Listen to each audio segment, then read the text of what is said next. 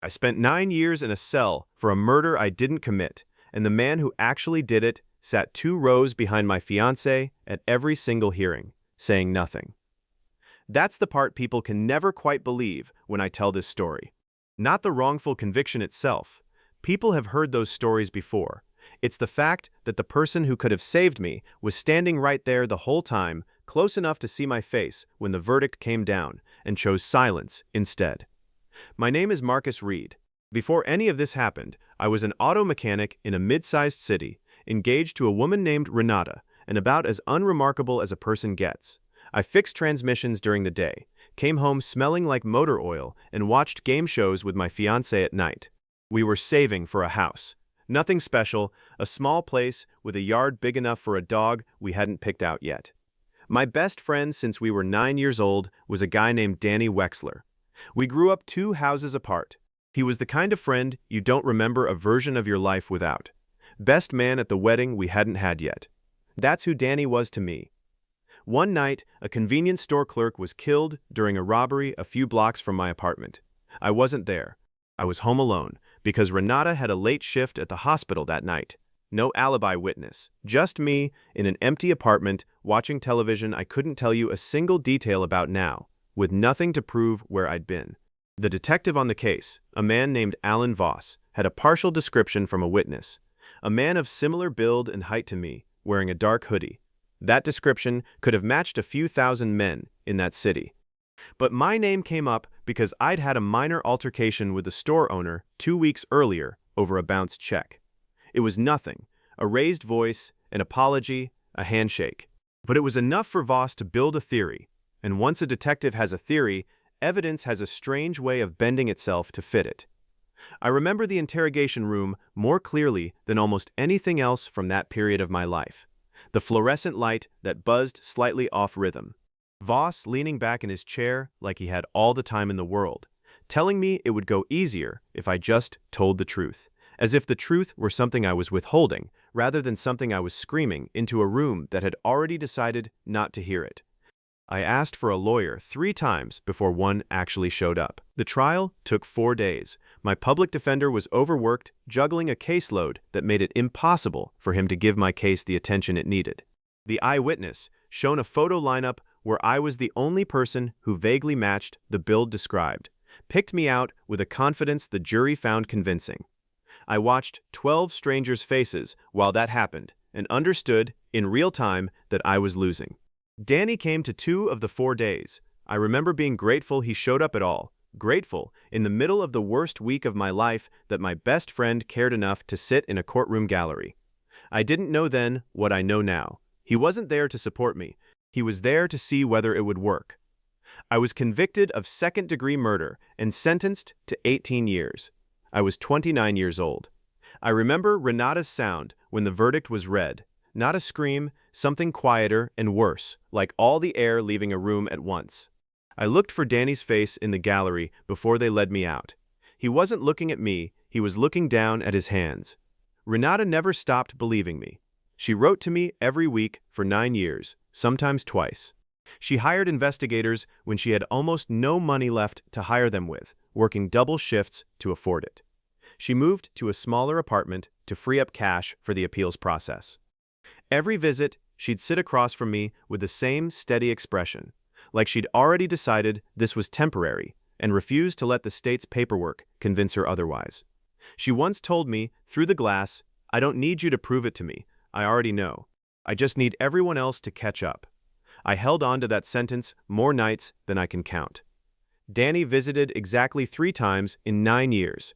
Each time, he seemed smaller, somehow, more folded in on himself, like something was eating at him from the inside. His shoulders rounded a little more each visit. He stopped meeting my eyes for more than a few seconds at a time. I used to think it was grief, that seeing me like that hurt him too much to come more often. I understand now it wasn't grief. It was guilt, and guilt is a much heavier thing to sit across a visitation table with than grief ever is. Year 3, Danny stopped answering Renata's calls. Year 5, he moved out of state without telling either of us directly. She found out from a mutual friend. Year 7 is when things really started to shift, though I didn't know it at the time. Renata mentioned almost as an aside during a visit, that she'd heard Danny was drinking heavily, that he'd lost his job at the warehouse he'd worked at for years, that his marriage, he'd gotten married in year 4, someone I'd never even met, had fallen apart. She said he seemed to be falling apart for no reason. I told her some people just have bad years, bad decades even. I had no idea I was the reason. I had no idea my best friend was drowning in something I couldn't see, 3 states away, because of a night I hadn't even been present for. It was year 9 when Danny finally came to see me, sober, for the first time in longer than either of us could remember. I almost didn't recognize him when they brought him into the visitation room. Thinner, older than 9 years should have made him. Eyes rimmed with something that looked like exhaustion that sleep couldn't fix. He sat across from me and didn't say anything for almost a full minute. I asked him what was wrong. "I need to tell you something," he said, voice barely above a whisper. "And I need you to let me finish before you say anything." I sat back and waited, because that's a thing prison teaches you. Patience, even when your whole body wants to lean forward and shake the words out of someone. "It was me," he said. "The store. That night, it was supposed to be quick, just cash, and it went wrong, and I panicked, and I ran, and I never came forward, and I told myself every single day for 9 years that I was going to fix it, and every single day I didn't. I watched you get arrested and told myself it would get sorted out on its own. I watched you get convicted and told myself an appeal would fix it. I kept finding reasons to wait one more day, and the days turned into years, and I don't have an excuse that makes any of that okay. I just have the truth, finally, 9 years too late." I didn't say anything for a long time. Not because I was deciding whether to forgive him. That would come later, slowly, in pieces I'm still finding. But because 9 years of a very specific, nameless kind of grief was finally being handed an actual shape. "Why now?" I finally asked. "Because I can't keep watching you pay for something I did," he said, and his voice cracked in a way I hadn't heard since we were kids. I thought I could live with it. I told myself I was protecting my family, protecting myself, and none of that ever made it feel any lighter. I haven't been able to live with it for years now. I just didn't have the courage to say it out loud until today. Danny turned himself in 3 days later. He gave a full confession, consistent with physical evidence that had never quite fit the original case. Details only the actual person there that night could have known. Details that Detective Voss's original theory had quietly buried, because it didn't fit the story he'd already decided to tell. My conviction was vacated 11 months after that, following a review that moved faster than anyone expected once an actual confession existed to anchor it. I walked out of that building into daylight I hadn't stood in without supervision in 9 years. It felt too bright, almost unbearable, the way a room feels when you've been in the dark too long. Renata was there. She hadn't aged the way I expected. Or maybe she had, and I just couldn't see it past how exactly the same her face looked to me in that moment. We didn't say anything for a long time either. We just stood there in a parking lot, holding on to each other like 2 people making sure the other one was actually real. Danny is serving his sentence now. 11 years, the term the court settled on, given his confession and cooperation. I visited him twice. I won't pretend it isn't complicated. 9 years is a long time to carry rage for someone, and it doesn't just evaporate because the truth finally arrived. Some days I understand him completely. I know what fear does to a person, how it convinces you that waiting one more day is safer than facing what you did. Other days, I can't understand him at all, and I don't try to. Both of those things are true at once, and I've stopped needing them to resolve into something simpler. What I tell people now is this: the truth doesn't always arrive when you need it.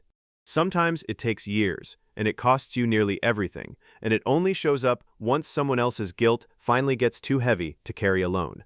I can't tell you to wait patiently for that, because I didn't wait patiently. I raged, I grieved, I gave up more times than I can count, and then I kept going anyway, because Renata refused to let me stop. I was just the person it happened to. But I can tell you that when the truth finally does arrive, what you do with it afterward is the only part that's actually still yours to decide. I'm 40 now. I have a small mechanic shop of my own, the kind of thing I used to talk about with Renata during those long visitation room silences, back when it was just a way of imagining a future that felt impossibly far away. We got married 2 years after my release. We have the dog now, the yard, the small, ordinary life that got stolen from us for almost a decade. I don't take a single unremarkable Tuesday for granted anymore. I don't think I ever will again. If this story meant anything to you, tell me in the comments, do you think you could forgive someone who let you take the fall for 9 years? Subscribe for more true stories like this one.